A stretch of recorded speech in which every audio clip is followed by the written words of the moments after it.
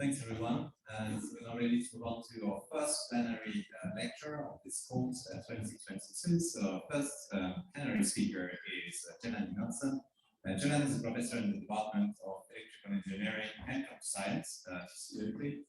He's also part-time with Google. And Jelani's interests are sketching, streaming algorithms, and in particular random prediction applications of randomized linear algebra and compressed sensing. Jelani has been the recipient of the Presidential Early Career Awards at COLT in 2010 and this year, actually. He's also the founder and president of a company called AddisCoder, which has provided free algorithms training to over 500 Ethiopian high school students over the past decade. So Jelani's talk is going to be focusing on streaming and private heavy hitters. And so please join me in welcoming Jelani with the warmest of applause.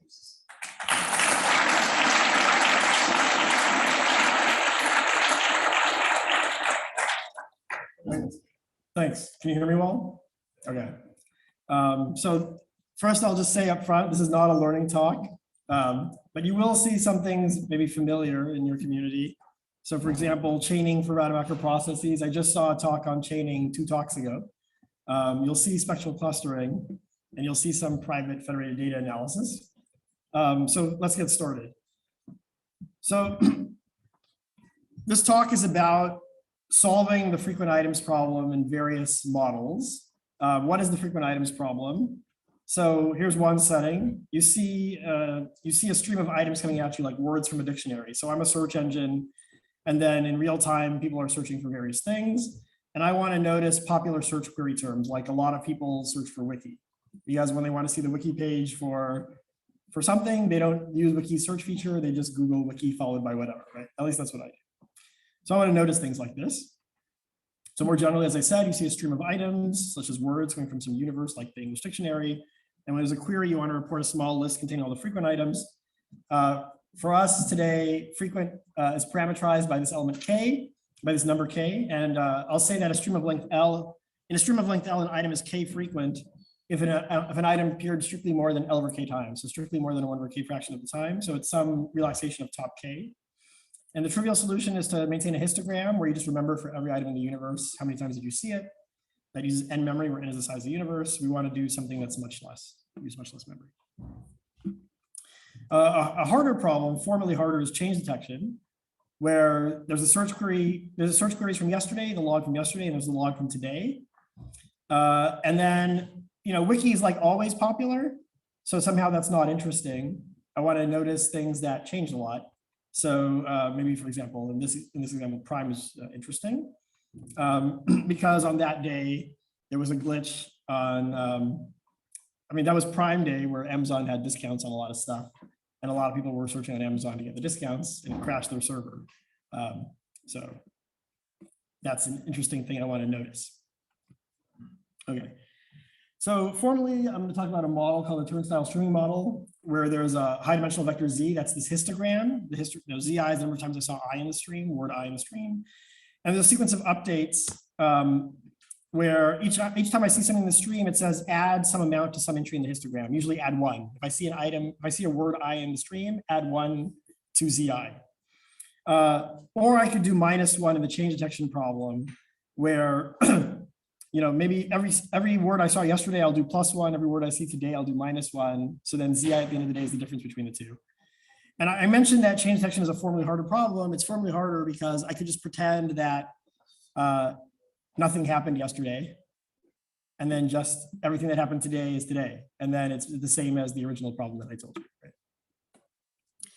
And then there's some query midstream that asks for some function of this histogram. For example, tell me a list of all the frequent items. But there are other queries people ask for: number of distinct elements I saw in the stream, number of distinct words in the stream, number of, query, let's say rank I, how many items in the stream are less than I, so like approximate quantiles, or approximate rank select.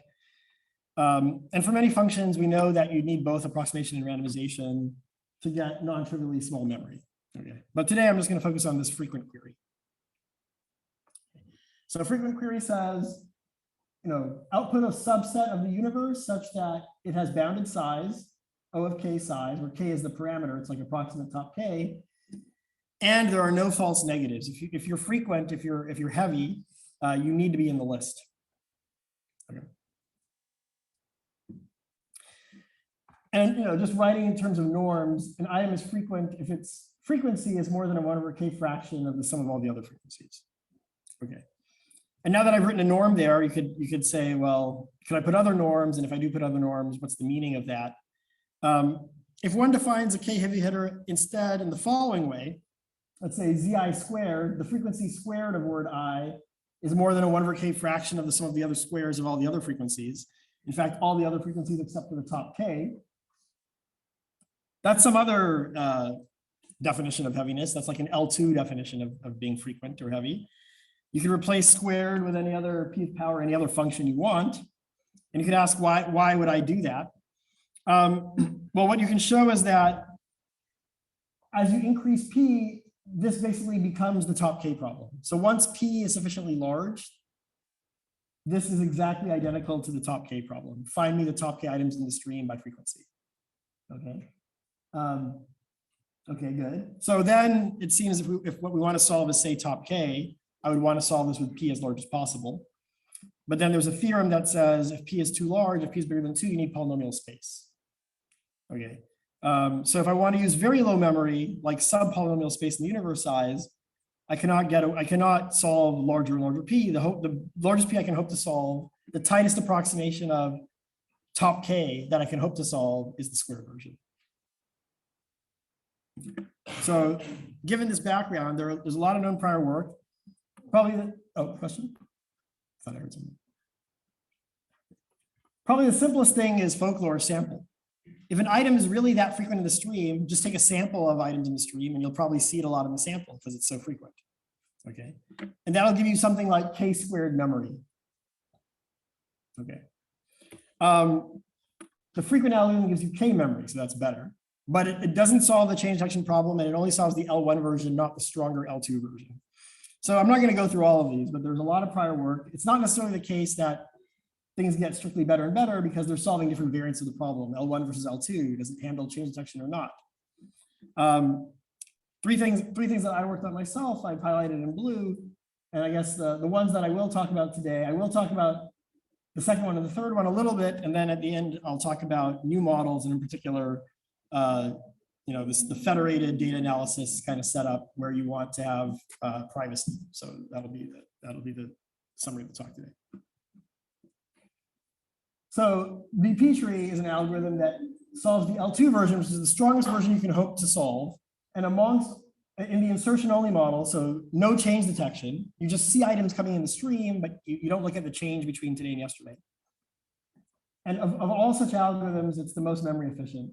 And then the expander sketch can actually solve change detection. And amongst all the algorithms that are known that solve change detection, it's the most efficient for L2 heavy hitters. And as I mentioned, you'll see some tools that are familiar to this community. So the first one I'll talk about is this BP tree, which does not handle change detection. And a classical algorithm that solves this problem is called the count sketch. It uses k log n words of memory. Our algorithm uses k log k words of memory. Remember, you're trying to find the top k. So k, of course, is less than n. It's less than the universe size. And it's still an open problem whether or not you can get away with k words of memory. So how does this algorithm work? So the plan of attack is as follows. And actually, this is a plan of attack that was outlined even in a prior paper by Braverman et al., which is I'll define a word in the dictionary H to be super heavy if its squared frequency is more than 1,000,000 times bigger than the sum of all the other squared frequencies combined. C is some very large constant. And what I'll do is that, right, so heavy hitter means like I'm more than 1/2 the stream by weight, or I'm more than 1/3, or more than 1/k fraction. This is like I'm almost everything. I'm 99%, 99.999%. We're going to reduce the original problem to this problem, and then we're going to solve this problem. And when I say solve this problem, what I want my algorithm to obey is that if there exists a super heavy index H, I need to find it with 90% probability. If there is no super heavy index, I'm allowed to behave arbitrarily. And we'll show that if there's a solution to super heavy in space S, once you apply the reduction here, the overall algorithm will have space S times k log k, and then we'll achieve S being constant. We'll solve this problem in constant memory, therefore our overall algorithm will have k log k memory. The reduction is something that's not too complicated. I'm going to gloss over this. Basically, the idea is, look, in the original problem, I'm a 1/k fraction of the mass. So if I hash into a lot of buckets, my mass is still whatever it was, but there's less colliding mass in my bucket because there's a lot of buckets. So relatively speaking, I'm even a larger fraction of the mass within my bucket. Okay, nothing too complicated. And if you have enough buckets, you can make sure that with pretty large probability, you're 99% of the mass of your bucket. Okay, so yeah, so with good probability, you're isolated from the rest of the heavy hitters if you have enough buckets, and also with good probability, there's very little non-heavy hitter mass in your bucket, which together imply that with good probability, you're super heavy in your bucket. And then now what this says is kind of an expectation. In one iteration of this, you'll find 4/5 of the heavy hitters. But you don't want to find 4/5 of them. You want to find all of them. So you just repeat log k times and do something. Okay, so let me not go into that too much. Now, how do you solve the super heavy problem? So how do you solve what's happening inside of one bucket, which is the super heavy instance? So we're going to make use of the following core lemma. And I don't want to gloss over this. I want to spend time on this because this is crucial. And maybe it's related to some things that you're familiar with. The core lemma says, if you have the evolution of a vector updated in insertion only stream. Okay, so what do I mean? Y is a histogram. Y superscript J is like the histogram at time J after you saw the first J items in the stream. So what does it mean that it evolves from an insertion only stream? Well, it means that if you look at Yj versus Yj plus 1, the only difference is one coordinate got incremented by 1 because you saw that item in the stream, you incremented that counter. Okay. So if you have the evolution of a vector like this, and you have a random sign vector, Rademacher vector sigma, that's not fully independent, it's only 4-wise independent entries. Then, if you look at the maximum dot product between sigma and yt, this dot product is never larger, in expectation, this dot product is never larger than a constant times the norm of the final vector. And the proof of this, I'm not going to show the proof, but the proof of this uses chaining. I know that I just, as I mentioned, I saw a talk on chaining just 2 talks ago. It uses like basically Dudley's inequality, but this traditional Dudley's inequality is for sub-Gaussian random variables. Because these are 4-wise independent, they're not sub-Gaussian.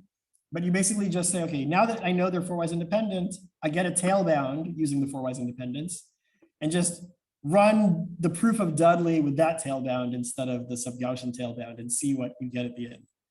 And that's how that you can prove the lemma this way. And then you need to actually apply it to a net on the y's. And then you can figure out some greedy strategy to come up with a net on the y's. Okay. So this is maybe looks somewhat familiar to some. Who here has heard of chaining, like generic chaining? Okay, yeah, good. Okay. So this is a chaining argument. Now, if this looks a little like abstract, or why is this relevant? Let me just make it relate it to things that you've seen, or something very, very standard. So imagine that your stream is just 1, 2, 3, 4, 5, 6. Okay, so your stream is just a bunch of distinct elements. Then what is y at the tth time step? Well, remember it's a histogram. So just the first t entries are 1 and the rest are 0 because you saw the first t items in the universe once and you didn't see anyone else. So what is sigma.yt? Sigma.yt is just the prefix sum of the first t coordinates of sigma, which is just the position of a random walk on the integers starting at 0 after t time steps. And we know there's this maximal inequality that says that if you take, if you walk on the integer starting at 0, each time step you either walk left with probability half or right with probability half, and you look at how far have I gone after capital T time steps. Of course, not only have I not gone more than O of root T, but in any intermediate step, I never left a window of size square root capital T around the origin. I always stayed within this bubble. If you just were naive and did a tail bound and a union bound, you would get root T log T, root T times root log T, right? The maximal inequality says, no, you actually don't need to suffer the root log T. So this is some very standard thing. And it has a very short proof when the entries of sigma are independent, okay? But our entries of sigma are not independent, which is why we ended up having to do a slightly longer proof through this chaining argument with the 4-wise independence. So, we generalize, the core lemma generalizes this in 2 ways. One is that the YTs can be an arbitrary evolution of a stream. It doesn't need to be 1, 2, 3, 4, 5. And the other is that the sigma I don't need to be independent. They only need to be 4-wise independent. And the maximal inequality still holds. And actually, is Sham in the room? Yeah, Sham actually had a proof that this 4-wise independence is necessary, that you can construct 3-wise independent distributions where this maximal inequality fails to hold. So 4 is like the right level of independence to make it happen. Did I say that right, Sham? Okay. So now back to the algorithm design. Let's say we have the core lemma. How do I come up with an algorithm? Okay, so again, let me use the subscript notation. ZL is the frequency vector, the histogram at time L. L is the end of the stream. So it's the final frequency at the end of everything. Assuming you it's L2 norm exactly, this is wishful thinking. We don't actually know the future. How can we use that to devise an algorithm? Well, let's say we're trying to learn the identity of the super heavy item, capital H. Let's just write it in binary. It's log n bits in binary. We're gonna learn the identity bit by bit. Okay. Now, how do we learn the 0th bit? We're gonna sample sigma at random from a 4-wise independent family, and we're gonna instantiate 2 counters C0 and C1. And when we see I in the stream, we're gonna write I in binary, like we see 14, we write 1110. Oh, its 0th bit is a 0, so we're gonna update C0. And what are we gonna do to C0? We're gonna add sigma 14. So basically C0 is gonna be sigma dotted with all the even indexed coordinates, and C1 will be sigma dotted with all the odd indexed coordinates. Okay. Now let's say that the super heavy element actually ends with a 1 in binary. So what do the counters look like? What's in them? Well, C1 is gonna be the frequency of the super heavy element plus this dot product, which I view as noise. And then C0 is also noise. Now super heaviness says, because I'm 99% of the mass, right, I'm super heavy, that my frequency at the end of the stream is basically the same thing as the L2 norm. Okay. Remember, we know the L2 norm exactly at the end of the stream, which means we know how many occurrences there will be of the super heavy element. So as soon as we see one of the counters be bigger than that final frequency over 10, then we can be like, we can know from the core lemma that, well, the core lemma says that C0 will always be small. It'll always be smaller than the final L2 norm of the noise. But the final L2 norm of the noise is much, much less. It's like 0.01% of the final frequency of the super heavy item. So that second blue sum for C0 will never be bigger than ZH over 100, ZHL over 100. And that first, so we'll never think that C0 contains the heavy item. And furthermore, at the time that we see enough occurrences of ZH, that first blue sum will also be small in magnitude. So even if it is opposite sign of ZH, it won't cancel it that much. So C1 will, as a counter, C1 will look big in magnitude as well. It'll have large magnitude as well. So we will correctly identify that after we've seen like 1/10 of the occurrences of H, we will correctly identify that, oh, the super heavy item lives in bucket 1. And we've now learned its 0th bit. And here's a plot of me doing this with a fake stream. I just had a universe of size 101 with one item appearing 30 times. So his squared frequency was 900. And everyone else only appeared once. So the sum of their squared frequencies was 100. So he's 9 times bigger than everyone else. And then you see, at some point it's very noticeable that the red bucket is much bigger than the yellow one. Oh. So, but you might fail. You might fail. I mean, it's a randomized algorithm at the end of the day. So it's not possible that at the end of the day, it's definitely. I mean, our goal is, so in this reduction that we did to super heavy, as long as our super heavy algorithm identifies the super heavy element with probably at least 90%, that's fine. Yes. I don't know if that answers your question.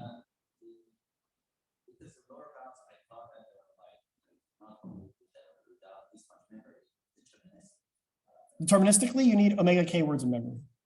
Oh, for L1 heavy hitters, you need k and you can get k. For L2 heavy hitters, the lower bound is k and the upper bound is our algorithm, which is k log k. Yeah. Does that answer me? Yeah. Okay. Oh yeah.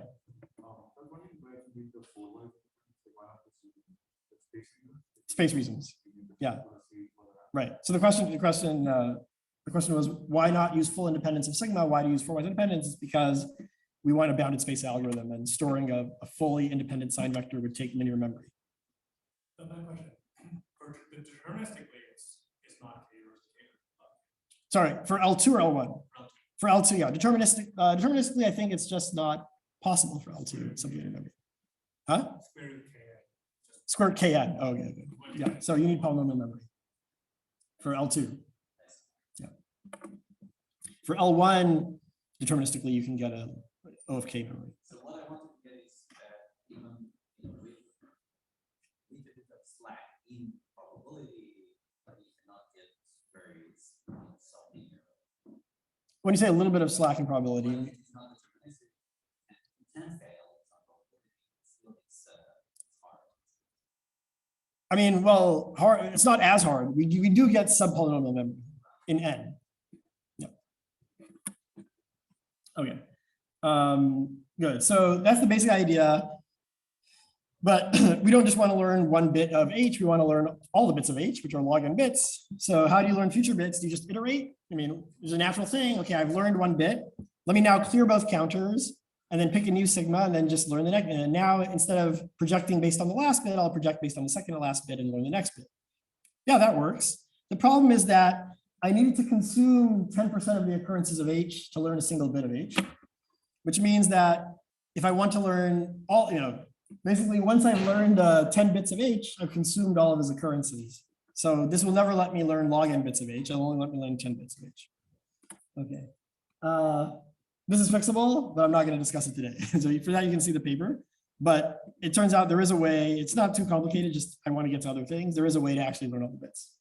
And you can get away with O of K log K, O of 1 memory at the end of the day for super happy, which gets K log K for the original problem. Okay, so that's an insertion only algorithm. It made use of some things that you're familiar with, namely chaining. Now we're going to see another algorithm for heavy hitters, which solves the change detection problem. And it uses another thing you're familiar with. And first, some prior work. So now this is an algorithm that supports deletions. So in the stream, not only can I insert items in the stream, I can also delete words in the stream. So basically like the today versus yesterday example, I'll pretend that everything I saw yesterday is a deletion and everything I saw today is an insertion. And then at the end of the day, ZI is just the difference between the two. And I want to find people who have large magnitude of difference. So again, the known algorithm for this problem in the past was the count sketch. It has K log n memory. It has log n update time, meaning every time I see a word in the stream, I have to update the data structure. I have to update the state of my algorithm, my streaming algorithm. It takes log n time. But query was really slow. Basically for query, what the query algorithm did was it looped over every word in the universe and it said, do I think that this word is frequent or not? So there are n words in the universe, so it takes at least n time. In fact, it took n log n time. So the query time is really bad and people didn't like that. So they started working on, can we get the query time down? And they could. And there were basically two things they could do. One is like blow up the space in the update time instead of log n, log squared n, but then the query time became linear in K instead of linear in N. And then the other thing they could do was keep the space in the update time the same up to a constant factor, but the query time is a very small polynomial in N, n to the 0.1. So what we show is that actually this kind of trade-off is not necessary. You can get the space and update time to stay the same up to constant factors, but your query time can also be fast. It can be almost linear in K or near linear in K. And some of these have an asterisk on them, those two in the middle, which is that they're only analyzed for the L1 version of the problem, not the L2 version, which is the weaker, L1 is the weaker version. And also, they only analyzed it for something called strict turnstile, which basically means, you can have positive updates to frequencies in the histogram, you can have negative updates, but you can never make an entry in the histogram be negative. You can never delete more than you inserted, right? So for example, in change detection, I treat everything yesterday as a negative update. I treat everything today as a positive update. At the end of both days, some entries in the histogram will be negative, some will be positive, right? Because some things might have appeared more yesterday than today. Some things might have appeared more today than yesterday, right? There's no promise that entries in the histogram will remain non-negative. But in certain other cases, this is a reasonable restriction. Like for example, if I'm actually inserting and deleting edges into a graph, I would never delete an edge that I didn't already insert. So it doesn't make sense to talk about negative edges in a graph, negative multiplicities of an edge in a graph. Okay. So they only analyze their algorithm when you have the promise that entries never become negative in the histogram. So an R algorithm does extend to the general case where you don't have this promise. It also extends to L2, but I'll just show you what our algorithm does in the strict turn style case where you do have the promise for L1 because it's simpler to describe and it conveys all the main ideas. So the main idea is as follows. If you look at this table, the very first row is great, right? It has that turns out to be the optimal space when you have to support dilutions, k log n. It has the fastest node update time, but its query time is bad because it scales linearly with the universe size. So that's the count sketch. There's something called the count min sketch, which has similar performance, but for L1. So the problem is that, look, this very first algorithm that was ever developed is perfect. It has great failure probability, great memory, et cetera. The only thing that's bad about it is that its query time is slow because it scales up linearly with the universe size. So the idea is to reduce the universe size. Well, if it scales linearly with the universe size, what if the universe size wasn't n, but the universe size was log n? Then it would be linear in log n or polylog n, right? And then it would be fast. Of course, the universe size is not log n, the universe size is n. So how do you do that? And the idea is to reduce to the case where you do have a small universe. So you reduce the case of small universe, and then you solve the case of small universe. So how do you do these things? First, I'll show you the reduction, then I'll show you how to solve small universe. The reduction is actually pretty simple. It's just a hashing trick. It's similar to what you saw already with the hashing trick before for the other problem. So you have this universe with n items. You just hash it down to a new universe. You just hash it down to a bunch of buckets, sorry. No, so this is what, sorry, so what am I doing? Now what I'm doing is I'm reducing k. So first I'm going to reduce to the case of small k. K is like k heavy hitters, the top k. Then I'm going to solve the case of small k. And when I do the second thing, when I solve the case of small k, I'll do the reduction there into a small universe. So how do I reduce the small k? To reduce the small k, I do the hashing trick. And the point is, again, if I'm a 1/k fraction of the mass in the original vector, I'm even heavier in my bucket that I land in, right? Because a lot of people didn't collide in the bucket with me. Okay. So now my effective k, my effective heaviness relative to my peers is more in the bucket. So that's all there is to it. Now, how do you solve the case of small k? And this is maybe something that might, when you see the solution, might be interesting to you as learning folks. So remember, the prior algorithm is actually fast if the vector length is small, if the universe size is small, the vector length of the histogram. So I'm going to reduce in the case of small universe size. What do I do? If I see an update in the stream, like add v to the 29th entry in the histogram, I'm going to write 29 in binary, okay? And then I'm going to break up the binary representation into chunks. And then each chunk is going to get sent as a word to an instance of the slow algorithm. So P1 is the slow, an instantiation of the slow algorithm from prior work, as is P2, as is P3. And the point is, now, originally the problem had universe elements with 6 bits. So I guess there were 2 to the 6 of them. But now P1 is only seeing an index of 2 bits. So from the perspective of P1, it's operating over a universe size of 2 squared, like 4. So it's operating over a small universe size, right? So if I were to query P1, it would be linear in the universe size it sees, but it sees a smaller universe. Okay. So, right, so I write I in binary when I see I in the stream. I break it up into I break up the bits into log n chunks. So there are log n chunks there. Oh no, sorry. Each chunk has log n bits. So the number of chunks is log n over log n. So since each chunk is log n bits, the universe size it indexes into is 2 to the log n, which is log n. Okay, and the basic idea is, in the L1 version of the problem where there's no, things can never be negative, if 29 is heavy, if it's frequent, then from the perspective of P1, 0, 1 will be frequent. Why? Because every time you see 29, P1 will see 0, 1.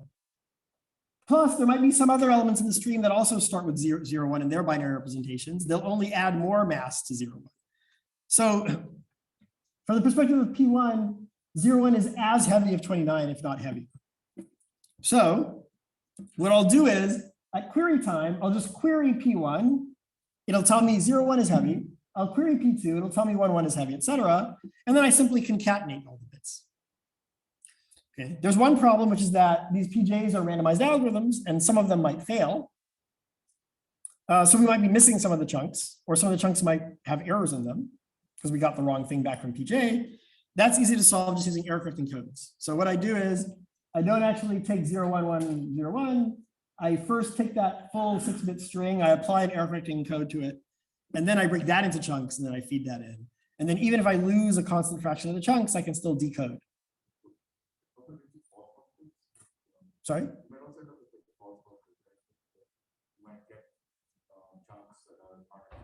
That's, yeah, so to repeat, you said you might also get false chunks. You might also have false positives. You might get some false chunks that aren't actually heavy, which is true. I allow, in my statement of the problem, I'm allowed a bounded number of false positives. I'm allowed no false negatives. But there's a more serious problem, and just to make sure that everyone's following me, does anyone see a more serious problem? Yeah. Yeah, exactly. How do you know who to concatenate with who? There's not just one heavy hitter, there are k of it. And k is log n, right? Because I reduced the case of k being log n. So I don't know who to concatenate with who. So yeah, exactly. So what I said just now was when I see I in the stream, I'll encode I, take the jth chunk of the encoding and feed that together with V into PJ. But I didn't know how to match chunks together. I didn't know who to concatenate with who. There's a connection here to something called list recoverable codes, which I won't cover today. But it turns out that there is an object that we know exists that would solve this problem in coding theory, but unfortunately to this day, we don't have explicit constructions of them. So we have to do something else. So what are we going to do that's something else?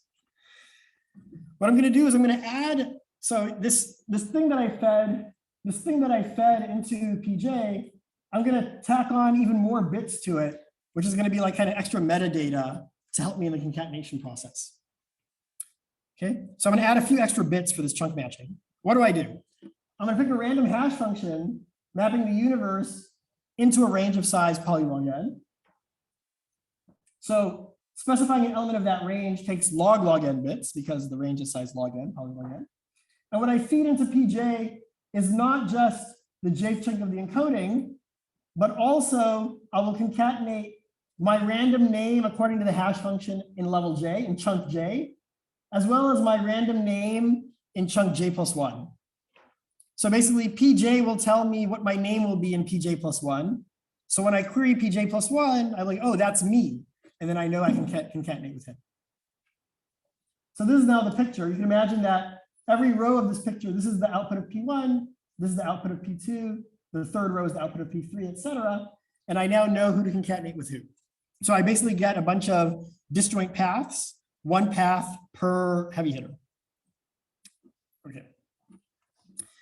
But this is what the picture looks like, assuming that all the J's, all the levels J or chunks J are good. What does it mean to be good?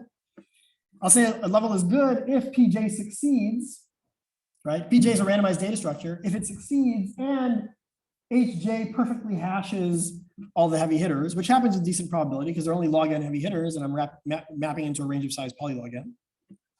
And also I want to make sure that there are no spurious heavy hitters that PJ thinks exist because lots of light items collided and created a fake heavy item. What happens when not all the levels are good? So first of all, I can prove that with high probability, 99.9% of the levels are good. But there are these 0.1% of levels that probably aren't good. What happens there? So maybe levels 2 and 3 were not good. And then, one could dive in and try to understand exactly the distribution of bad things that could happen. But in our analysis, to make things simpler, we just said, look, in our analysis, when there's a bad level, anything goes, anything could happen, right? So like edges might get swapped or vertices might disappear, or like 2 different vertices in the previous level might tell me the same random name in the next level, right? So anything like this could happen. And then that's happening every 1% of the levels, which means that the only thing that I know is like these fragments that are on average length 1,000 each, right? And then like after 1,000 levels, on average dies the next level, and then the next 1,000 are good. It's so, but I mean, that basically destroys me because I can't decode knowing only 1,000 letters in the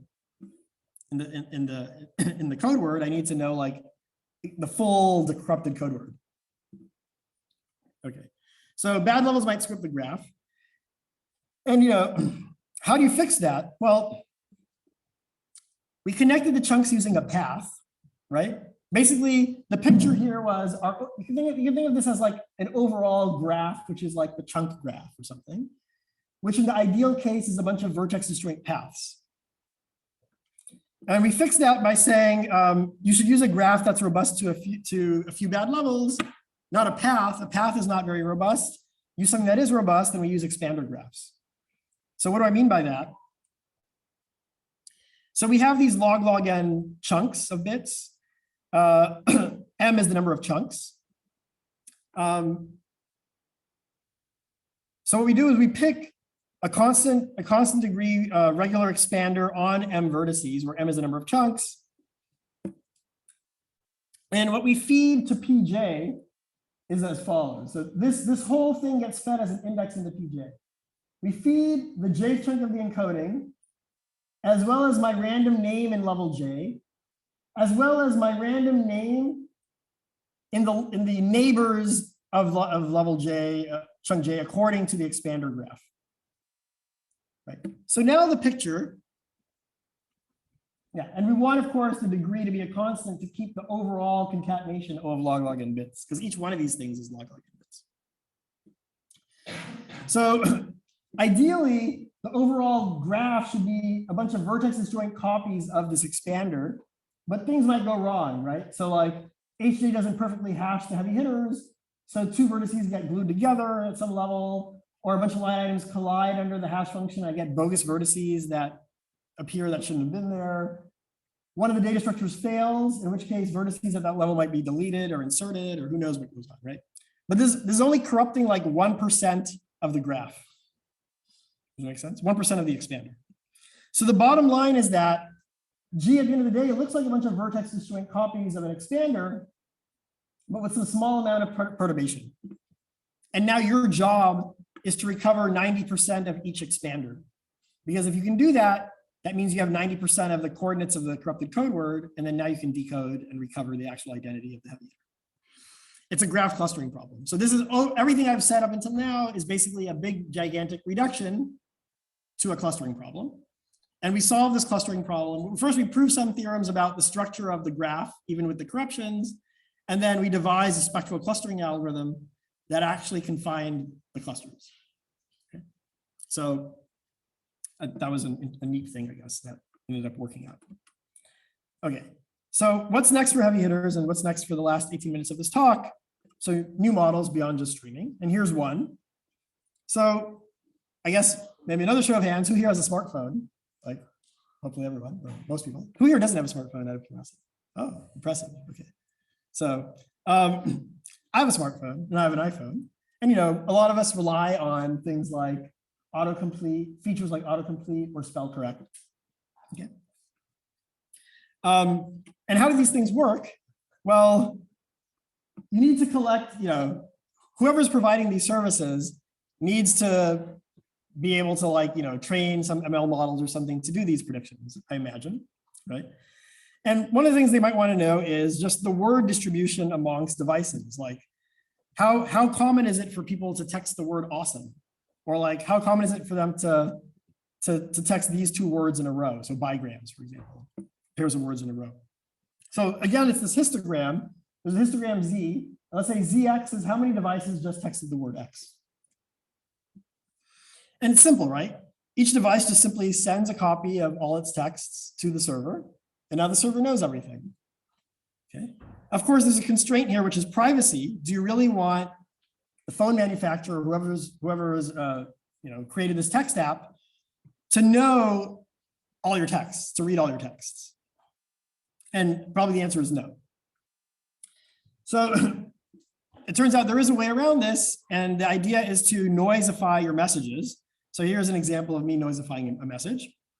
So here's a message that I just texted to my friend. It's me at the baby shower of my first child, drinking from a baby bottle. And here I added progressively more and more noise. Of course, to my friend, I'll actually text this image. But then to the server, to the phone manufacturer, I'll only send that copy. So they get a noisified version. And I'll add tons of noise. I'll add so much noise that you can barely, well, here you can actually still tell I didn't have enough noise. You can still see my shadow in there. But I'm going to add a ton of noise. And the picture you should have in mind is the server could still hope to learn from the aggregate, even though they can't tell what any individual person texted. So the idea is maybe this image of me went viral and a lot of people are texting it. But there are some other people who are texting other things that have nothing to do with that image of me. And everyone, whether they have the picture of the bottle or a picture of a cat or something else, they're going to noisify their text and they're going to send the noisified version to the phone manufacturer. The phone manufacturer is going to collect all of these things, and then they're going to try to tease out a heavy hitter, a popular image or popular text message from the aggregate information. And they're going to figure out, oh, a lot of people are texting an image that looks like that. I don't know who in the world actually texted this image, but I know that it's popular, even though I don't know who actually texted it. Okay? So the moral of the story, or like the idea is, we can have each individual message look like garbage from the perspective of the server, thus protecting individual privacy, but the server can still extract useful knowledge by aggregating messages from all devices. But what exactly does privacy mean? Okay, we have to define it. In particular, I mean, these are not made up images. I actually noisified this and then unnoisified, and then tried to denoisify it. I took that picture of myself and I added a ton of noise. And then I applied some algorithm, it doesn't matter what it is. It's something called wavelet denoising. And it spat out that. And that's a little bit scary because from the intuitive pictures I showed you so far, that looks like I noisified a lot, but actually the algorithm, the server can learn quite a lot about me. This is not from aggregate. This is not from a bunch of users texting something. This is just from that one noisified image. It learned a lot from the one noisified image. And I don't want it to learn that, okay? So you have to be careful precise about the definition and prove that you're actually satisfying the definition. So we're going to use local differential privacy. So again, the idea is that a device sends a random message MI that is only weakly correlated with the data, such that an individual device's message looks like random noise, but the server can still extract from the aggregate. And the privacy definition is this epsilon DP, which says that in our setting, for all devices I and all possible messages M, and for all different texts, X not equal to X prime. So X might be a picture of me drinking from a bottle. X prime might be a picture of a cat. The probability that you send this message, given that you have the bottle picture, versus the probability you send this message, given that you have the cat picture, that ratio should be like really close to 1. It should not be too much more than 1. If it were 1, that would be perfect privacy, right? Because if it were 1, it would say that the probability distribution over messages that I send is like independent of my data. For no matter what my data is, my probability of sending a message is always the same. So that's perfectly private, which corresponds to epsilon being 0. So epsilon is what's called a privacy loss. But I'm willing to tolerate some amount of privacy loss, which is like positive epsilon. Okay. Does it make sense? Okay, so 2 regimes to keep in mind. One is when epsilon is small, e to the epsilon in the definition, this e to the epsilon is like 1 plus epsilon, and the other is like largish epsilon. And from my understanding, largish epsilon is what's usually deployed in practice. But large epsilon means worse privacy. So why is it okay to deploy large epsilon, right? If I'm, why don't I just deploy? I mean, if I don't care about, if I'm willing to have bad privacy, why have privacy at all? I can just have infinite epsilon, meaning there's no privacy, and just send everything in the clear.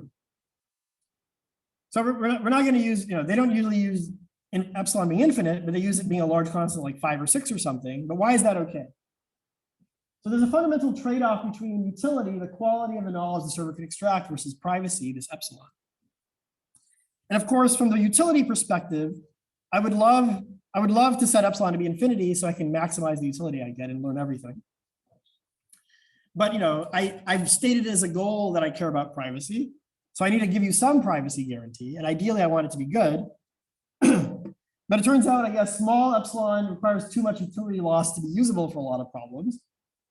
But the silver lining as to why you can get away with large-ish epsilon is that there's something you can do called shuffling, which automatically improves privacy. What does shuffling mean?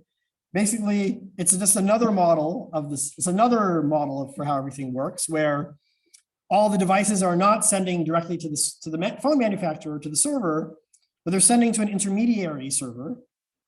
And that intermediate server only has one job, which is to randomly permute the messages it got and then forward them on to the server, to the main server, right? So what that does is the main server now doesn't know who sent what noisified message. So not only is there noise, but I can't even match who sent what noisified message to me. And that it turns out that random permutation, that shuffling, automatically enhances your epsilon. It also moves you into something called approximate DP. Let me not really get into that, but so for what I'm going to say in the next few minutes, I'm going to focus on epsilon being larger than 1 because it's justified under this model of shuffling, which people use. So the setup is that each device holds some data xi from a universe of size k. I'm sorry, I changed what k and n mean. Now k is the size of the universe, and n is the number of devices out there. Okay. This again applies a frequency histogram where zx is the number of devices holding x, and the server wants to recover a z tilde that is close to z, and our notion of closeness is going to be mean squared error. The average square distance between the true frequency and the estimated frequency is small. And actually, the heavy hitters problem that you've already seen is basically where you measure closeness in L infinity distance. They're equivalent. I'm not going to really go into that, but they're equivalent.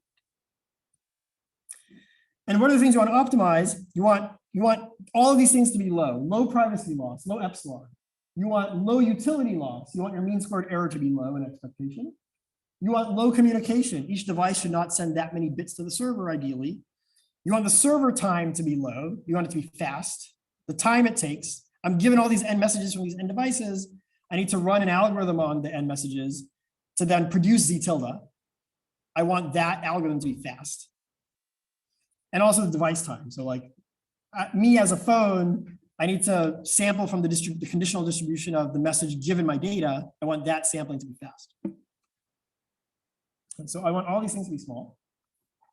And there's a meta approach that I'll mention now that goes something as follows. So the universe size is k, and let's say there's a message space. I'll call it message space y. What does that mean? It means whenever I send a message, it's an element of message space. And I'll associate with each x in the universe a set Sx they all have the same size S. It's a subset of message space. And I'll also set up this thing so that for every 2 different messages, for every 2 different data elements, like a picture of a cat versus a picture of me, the intersection of those of Sx and Sx prime is exactly L. And the mechanism, what the device does is as follows. For any message, y, in message space, I'll send that message with probability p if it's not in my Sx. Otherwise, I send it with probability e to the epsilon p if it is in my Sx. And I'll call Sx the preferred message list for x. I prefer to send a message that's in Sx, because messages that are in Sx get sent with higher probability. They get sent with probability e to the epsilon p instead of p. And this satisfies differential privacy by construction, because all messages have probability within a factor of e to the epsilon of each other. Now, what is p? Well, the probability that I send a message at all is 1 for this to make any sense. And then I just ask myself, what is the probability that I send a message at all? Well, there are little less preferred messages, and each one has probability e to the epsilon p, and there are y minus little less non-preferred message, each has probability p. So that sum has to be 1, so p is determined. And then now, how will I estimate the frequency of item x as the server? I'll use some unbiased linear estimator that goes like as follows. My estimate of the frequency of item x is for each message I get from each device, if that message is a preferred message for x, I'll add alpha plus beta to my count. If it's not a preferred message, I'll only add beta, where alpha and beta are parameters. Now, what are alpha and beta? If I want this to be an unbiased estimator, I need to make sure that if my data is x, the ith sum n has expectation 1. If the data is not x, the ith sum n has expectation 0. And I can write now, what is the expectation of this quantity if xi is x? It's this. What is the expectation of this quantity if xi is not equal to x? It's this, and I don't expect you to verify that in real time, but the point is it's something you can write down explicitly. And now I have two equations and two unknowns, alpha and beta, and that basically determine alpha and beta. Okay, so that's it. That determines what the device does, that determines what the server does to reconstruct. Now, what's the mean squared error? That's a calculation. The mean squared error, it's not hard to show, is basically the sum of the variances of z tilde x. And let me skip boring you with the math. You can do a calculation and get exactly what it is, okay? So the mean squared error, you can write explicitly as this, plus this, ignore that. The blue thing is the dominant term. And the only thing I want to point out, can you see this, the bottom in red? Is it visible? The point is that this mean squared error increases as a function of two ratios. It increases as L over S increases, and it also increases as Y over S increases. So basically you want to construct these SXs, these preferred message lists, in such a way that these two ratios are both small. You also want Y to be small because your communication is log Y bits. To specify an element of Y, it takes log Y bits. So you also want Y to be small. And this is now just combinatorials, right? It's a combinatorial design question. How do you design these message lists, these S sub X's that have good properties? They all have equal pairwise intersection sizes. They have low ratios, L over S and Y over S, blah, blah, blah. And this is a paper that's to appear in ICML, which is joint work with Vitali, Huiwen, and Kunal Talwar. Vitali's an audience. And we use an idea that is known in combinatorics, and thanks to Norlan for pointing this out. The basic idea is to put the universe in correspondence with fq to the t. So length t vectors over fq. And then just let S sub x be the subspace orthogonal to x. So it's the collection of vectors in fq to the t that are orthogonal to x. Then the size of message space is q to the t, right? Because y is fq to the t. And then the size of my preferred message list is just, well, it's just a t minus 1 dimensional subspace. It's just all the people orthogonal to me. How big is a t minus 1 dimensional subspace? It has size q to the t minus 1. And then if I look at Sx intersect Sx prime, that's a t minus 2 dimensional subspace. So it has size q to the t minus 2. And this is like, great. This is, if you go through back into the variance calculations, this is like exactly what you wanted. But there's a slight bug in this. And the bug is that, well, if x prime is just a scalar multiple of x, these are two different elements of the universe now. If one is a scalar multiple of each other, then their orthogonal subspaces are actually the same. So Sx intersect Sx prime is not a t minus 2 dimensional subspace. It's still t minus 1 dimensional. It's the same subspace. And that breaks basically the scheme that I showed you. So the fix is to use projective geometry to make sure this never happens. I won't put the universe into correspondence with fq to the t. I'll put it in correspondence with canonical vectors in fq to the t. What's a canonical vector? Basically projective vectors, which are just non-zero vectors whose first non-zero entry is a 1. And now this can never happen. You'll never have two vectors be scalar multiples of each other. So the subspaces will always actually be different. And then you'll set the preferred message list as the projective subspace orthogonal to x, namely all canonical u such that x.u is 0 mod q. And that's a fix. And then you can show basically what the size of the message space is now, what S and L are, and everyone's happy if you set Q to be the right thing. Let me wrap up because I don't have much time. And now here's a table of basically what was known in prior work. So this projective geometry response is the scheme that I just showed you. We get log k bits of communication. Basically, it's the same communication as specifying an element of the universe. Our utility loss is optimal. This constant 4 is actually the optimal constant, not just a tight analysis of our scheme, but provably there is no scheme that gets better than this expression. That gets better than this expression, 4 times n times 1 log. And our runtime is n plus close to k log k and epsilon is a small constant. And compared to prior work, basically there's a really fast scheme, it's linear time, but its utility loss is really, really bad. There were other schemes that were optimal utility loss, but they either had bad communication or bad server time or both. If you look at PyReport, which was like the state of the art before, it had great communication, optimal utility loss, but the server time was slow as quadratic time. And there were really fast algorithms like Hadamard response and recursive Hadamard response but they lost constant factors in their utility loss. And not just in the analysis, but like they actually lost constant factors in reality. And we implemented all of these algorithms. All the algorithms you see here, we implemented all of them. Let me just basically say, let me just show some plots. Our new algorithm is the teal one at the bottom. Okay, I won't explain the plot because I don't really have a lot of time, but like low in the y-axis is good. The y-axis is error, okay? So we have low error. We basically match the same error as the blue curve, which was the prior optimal algorithm, but that blue algorithm is really slow, right? So the point is we can match the same performance even in implementation, but we're fast. And then there were other algorithms that were known, like the green one and the red one, that are also fast, but as you can see in the curves, they actually even empirically get worse utility loss. And in terms of runtime, kind of the previous state of the art in terms of optimal utility loss on my computer with reasonable parameter settings took about half an hour. Our algorithm takes 37 seconds with the same settings. There's a variant of our algorithm which allows you to trade some utility loss for time, so you can get much faster, but you lose some utility loss. That only took 6 seconds. And then previous algorithms were faster, like a second, half a second, but they have actual noticeably worse utility loss. How do we make our scheme fast? I have 30 seconds left, I think. So in fact, I knew that I was only gonna have 30 seconds left, so I only put this one liner, which is basically to construct z tilde, we show that the definition of how you construct z tilde from this projective geometry satisfies some recurrence relation. And then you can use dynamic programming to actually compute z tilde quickly. And it's also possible to trade, and the implementation is online, it's on GitHub.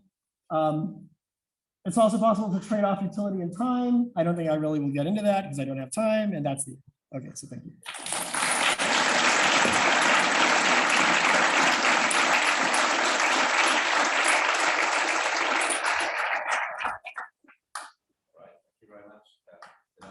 We have any questions? Yes.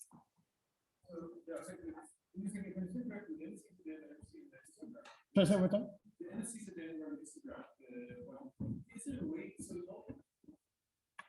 So does it make sense, or is there a way to also take into account the metric structure on the images themselves? And the fact that if I get, either that if that I want to find, clusters, like maybe everybody's sending the same image, but it's actually like slightly distorted or something, so it's not identical, right? If it's incorrect for you, it's to be identical, right? Or alternatively to get something that, so I'm fine if I don't get the exact histogram of something within like small, I don't know, what's just like Yeah. or something. So the question was like, what about, people are sending images that are maybe not exactly the same image, but slight modifications of the image, like someone edited the image and circled something or whatever. I should point out, I might have been a little bit confusing in my use of image as an element of the universe. So I'm thinking that like the whole image is an element of the universe. Exactly.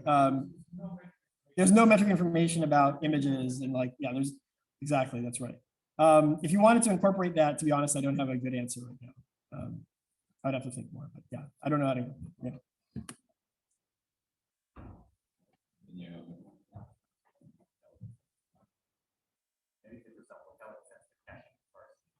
And then, yeah, maybe. Okay. Does it, like in your construction, it's like projected geometry, like what should I think Q and E, what are the sides? Yeah, so remember there was some expression that I told you don't have to follow where this expression came from, which was like the mean squared error expression.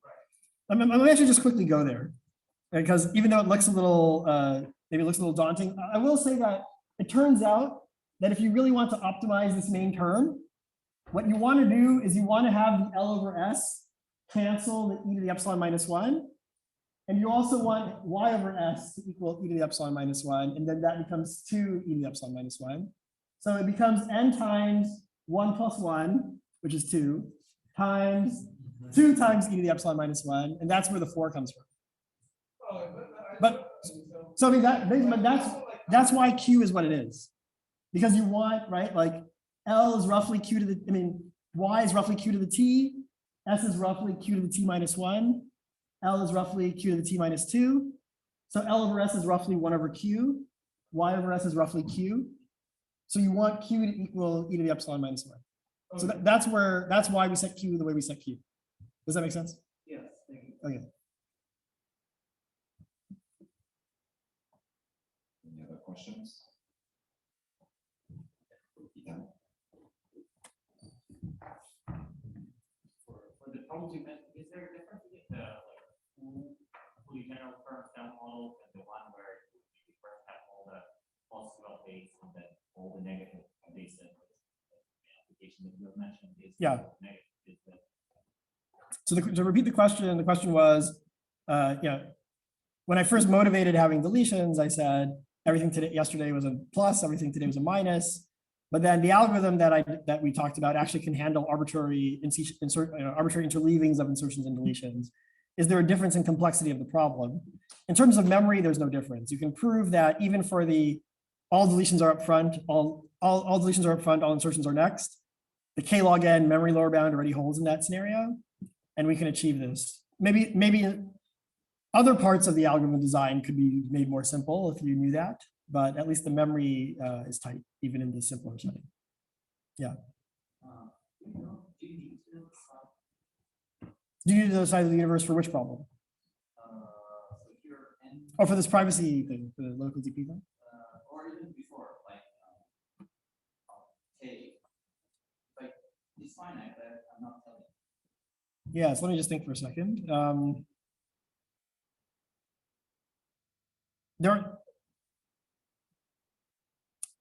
There definitely are, like the frequent algorithm for heavy hitters, which uses K memory for L1, definitely does not need to know the universe size.